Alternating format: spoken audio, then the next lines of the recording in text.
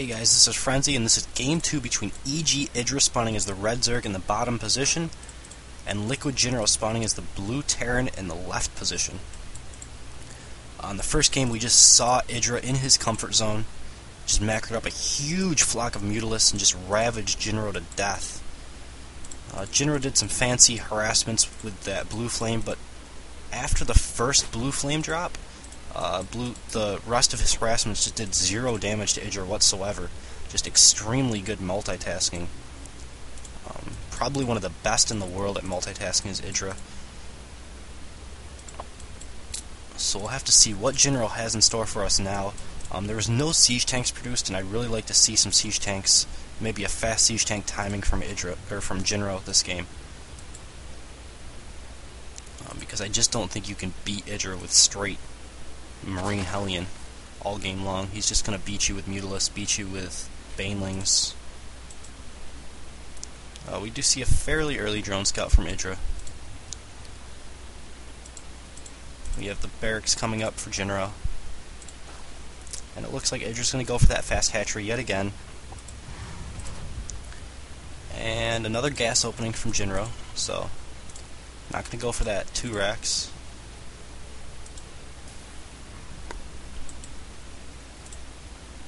Idra's going to come in here and scout everything.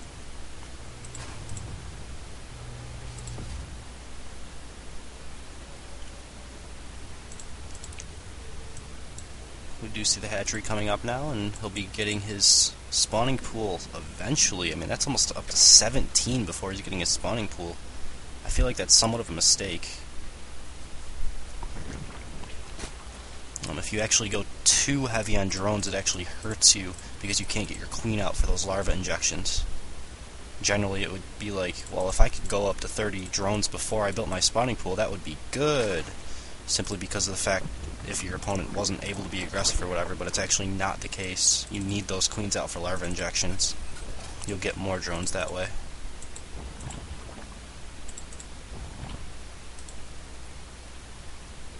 Idra taking his gas. We see the factory coming up, so it's probably going to be reactor Hellions again.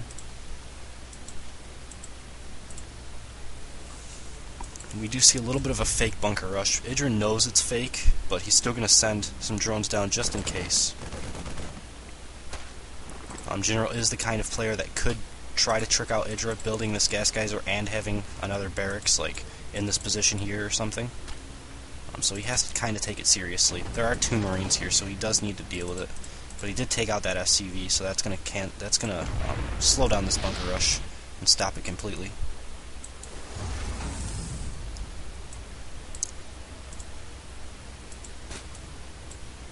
You have 4 Zerglings out on the map now.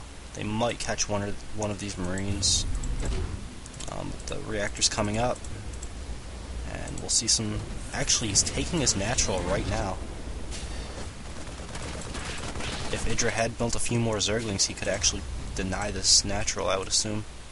But he only has 4. Zergling speed just getting started now, and he has 1 spine crawler in production to defend against these Hellions that are going to be coming out.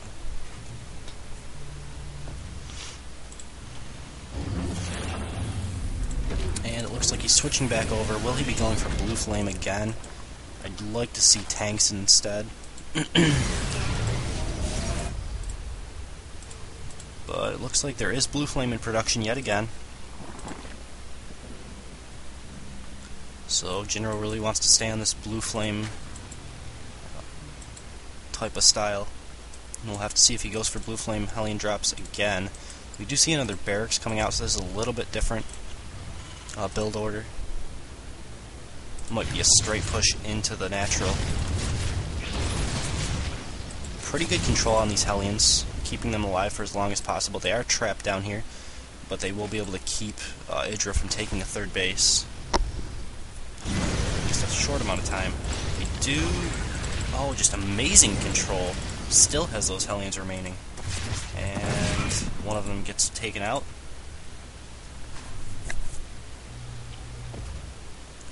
Now we see quite a few more barracks being produced. So this could actually be a pretty strong timing if he Tries to push out with Marines and Hellions before mutas pop. We do have the evolution chamber coming down. He's taking his gas geysers. Lair's about halfway done. And it looks like he's going to lose one of these overlords, trying to spot any sort of attack to spot these gas geysers. A couple Zerglings coming in here. You're going to see the blue flame upgrade. You're going to see all of these Marines, so that's going to give him a pretty good idea what the production is.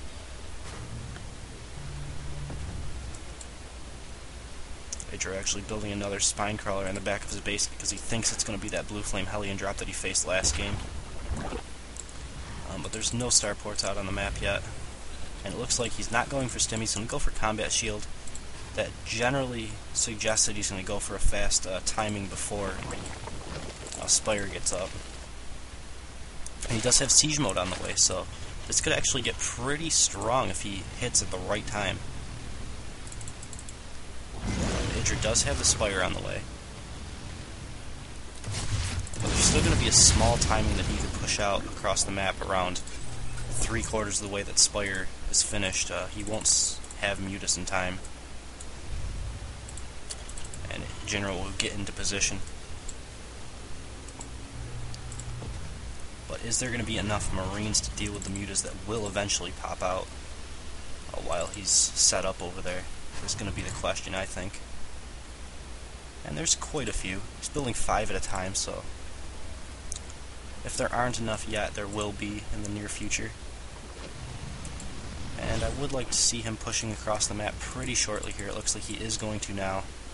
Siege mode's up and combat shield's almost done.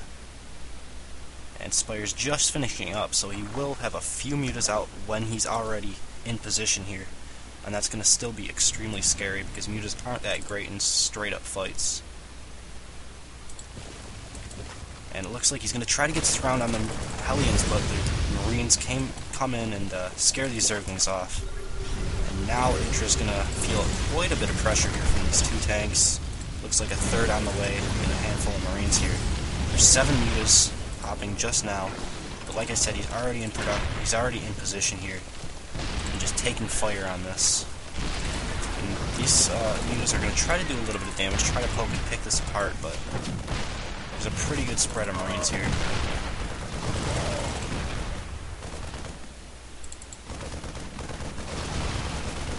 So he's going to try to pick off reinforcement. Doesn't quite have enough mutas to do that yet. Doing okay, but losing a few mutas in the process.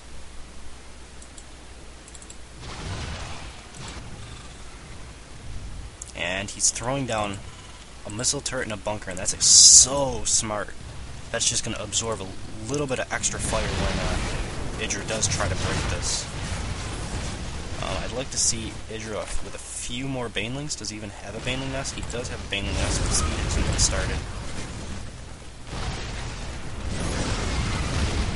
These Zerglings are going to melt these Hellions if they get in a good position. The Spine Crawler going to get taken out by these siege tanks. Good positioning by EGIdra, but just EGIdra scanning. And there is quite a few mutas out now. Not that many Marines, so EGIdra could possibly break this. But it looks like a big reinforcement coming from EGIdra. And if that reinforcement gets to this army, like this is EGIdra's timing right now. He needs to go before that reinforcement comes.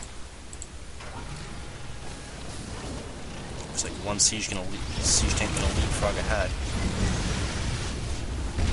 EGIdra also needs to get a little bit of better surface area. These handful of wings need to be over here. And that pack of Marines and tank did come in, and that's going to be extremely hard to deal with now, because this push just gained so much more momentum. Stim's also done now for EGIdra, and it looks like EGIdra is in a lot of trouble this game.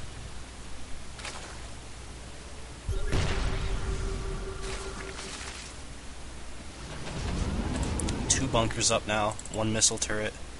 EGIdra's still trying to pick off as many reinforcements as possible. And this Hellions going to get a couple more drone kills. That Queen's almost going to go down. A couple banelings being morphed in.